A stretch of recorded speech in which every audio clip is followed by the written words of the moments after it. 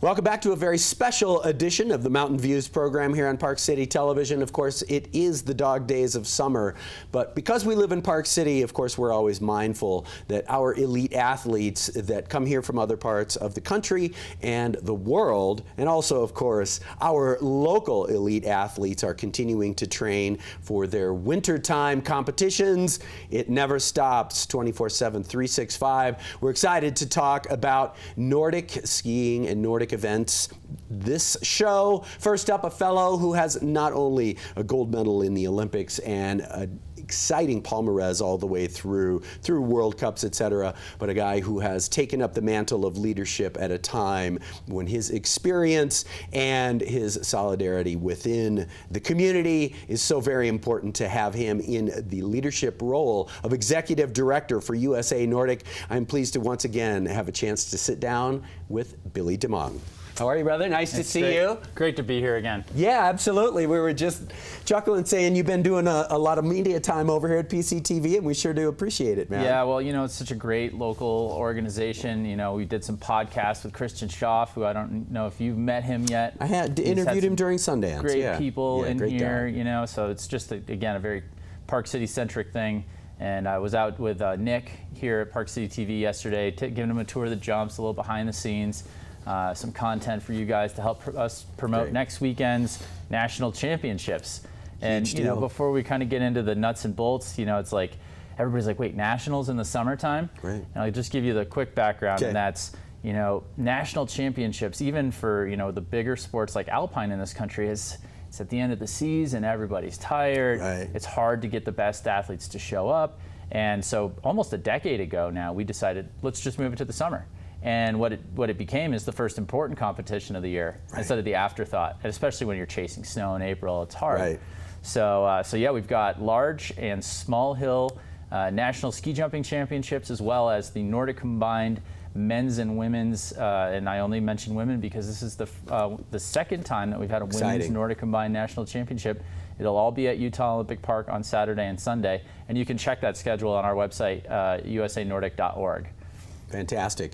It occurs to me that at first glance you might say, well, wait a second, we're doing championships for Nordic sports without snow, but I think of the analogy to high-level golf, where you're playing a different tournament every week, and the conditions are different. You may use different clubs, so the idea that you're jumping in a very different condition than what we would think doesn't necessarily mean that you don't have a great competition for all of the athletes to pit themselves against one another, just in a different setting. You know, it really goes back decades.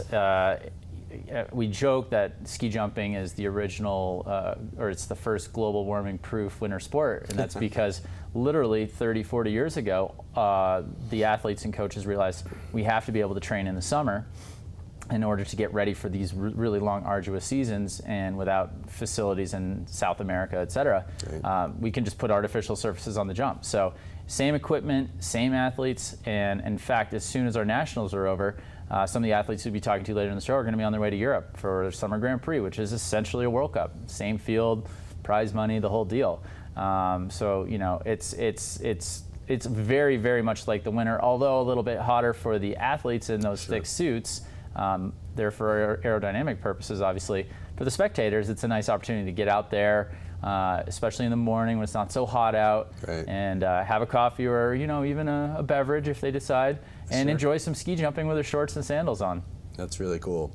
Hey, while I'm thinking about it, I wanted to, and I know that you'll join me in this, wanted to send out from Park City Television a shout out to our friend Keegan Randall, who just had a huge diagnosis a couple of days ago, of course, as a partner with Jesse Diggins in a gold medal relay winning, amazing performance this year during the Olympics. Thinking about Keegan, and it's very new news, but I'm sure that, that you and your community are feeling similarly. I haven't obviously heard back from her, but obviously sent some words. And you know, Keegan Randall is not only one of the best athletes we've ever had. You know, she really built that women's cross country program on her back, and created the team culture that was very similar to what we built in the Nordic combined arena to bring the athletes together, to share in each other's results, and as a result, you know, led a decade of great cross country skiing, which culminated this year, obviously, with Olympic gold. But to have a young mother, healthy, just finishing her athletic career, absolutely, be diagnosed with breast cancer, it just always drives it home, how we're all touched by by this disease, and I'm incredibly optimistic that she can overcome it. She's one of the toughest people I've ever met. But yeah, absolutely. Shout out to Keegan. Best wishes from all of us here in Utah. Yeah, for sure. And I did see a couple of social media posts that indicated that they caught it very early and the prognosis is very good. So more to Billy's point, that all the faith in the world that she's going to come back and continue to serve her sport in a similar way in which you have. And we're certainly very fortunate to have athletes like Keegan and yourself in our community here. And we're grateful for all that she's done, as you say, in a leadership role. So good thoughts out.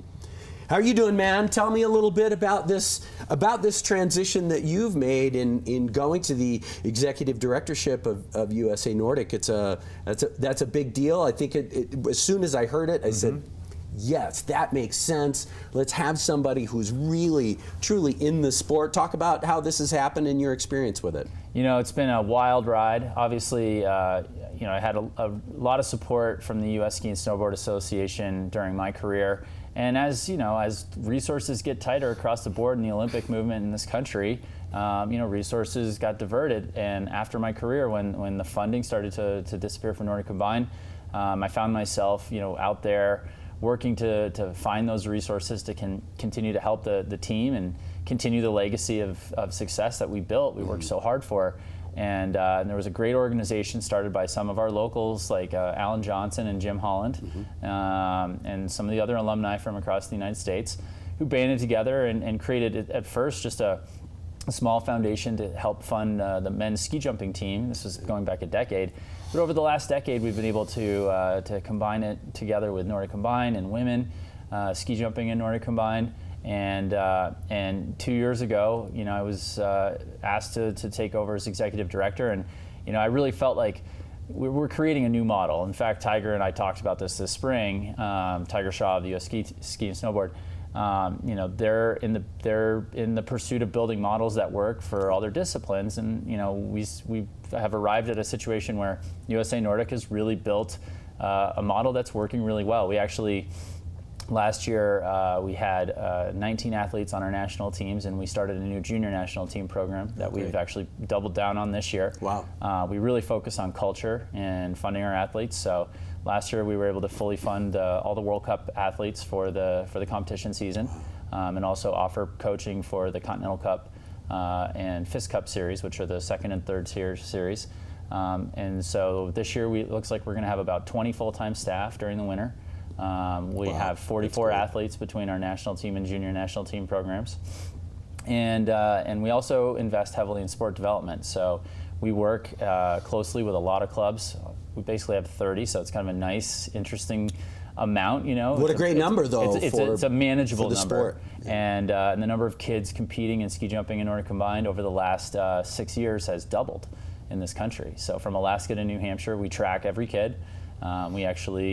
We track them very closely. We know their names. We know where they live. We know how many times they jumped. Wow, that's great. And so it's been a great opportunity to build a very focused organization. We have four 2002 Olympians on staff from America and others from other countries. Sure.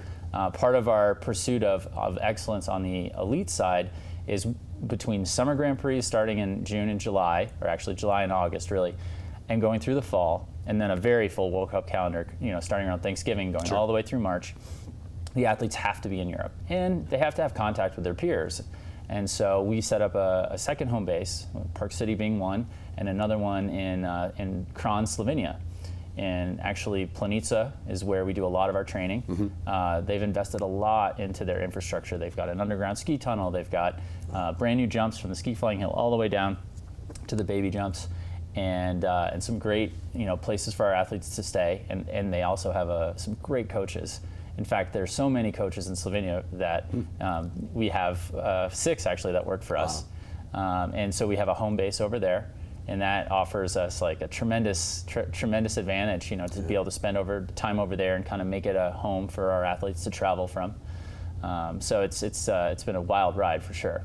That's very cool, and as you say, that community is so important, especially for younger athletes as they're going to Europe and being in new environments for the first time and have any bit of familiarity to kind of get together and powwow with your fam, with your team is a really cool opportunity to be able to take advantage of. Yeah, we obviously the further down the pyramid you go, the less time that we spend with those athletes. But we try to create, recruiting opportunities, and we call them Fly Kid camps. And right now we're conducting a Fly Girls and Boys camp, which is kind of around 15 athletes that were in Steamboat for a week and a half together with the national teams and junior national teams. Now they're in Park City. And we're all getting ready for this big event week next week, which is the Springer Tournay week, 20th annual, believe it or not. Wow. And we're shooting for record attendance, which is about 150 athletes again this year. And every kid gets the same bib, whether they're Kevin Bickner, best in the world, and or my son at 7, they'll get their name on their bib for the week, and we'll do a lot of things together, all That's really cool. one team. To get to have that firsthand access and stars in your eyes, right? Like you say, to get for a little kid who's just getting what is happening, to say, that guy, that's Kevin Bickner, he's the record holder. Exactly. That's powerful. It's really cool stuff. It is very, very cool. Nice, man. Well, it's great to have you here, and you're going to stick around. We've got another couple of athletes. Speaking of Kevin Bickner and Sam Masuga are going to join us here. Thanks for all you do, man. It's a wonderful thing to have you here in town and to get to see you, and what you're doing for the USA Olympic movement is huge, and I'm really happy for you that you've got this role that's perfect for you, and I think in so many ways perfect for the sport as well. Yep. I really appreciate you guys having us on the show. Absolutely. I hope a lot of people are able to join us next weekend to watch these guys fly. It's the same as it is in the winter, just a lot nicer to be outside. That's right. And we do have a little fundraiser over at Jeremy Ranch, one of our partners, Nordic Skiing now over there, next Wednesday, on Wednesday the 25th. Okay. And people can sign up on our website. It's called the Summer Soiree. We'll have all of our athletes out there. It's just a great opportunity, very casual. Come have some drinks and some food, and really get to know the athletes and what it takes to want to fly down a hill. It's exciting stuff. A tournay and a soiree. A tournay and a soiree. Excellent. It's going to be a great, great summer of ski jumping here in Park City. Good stuff. Good to see you, Billy. Stick around. Yep. We're going to come back. We're going to chat with a couple of young athletes who are making their names in the sport. After this, please stay tuned.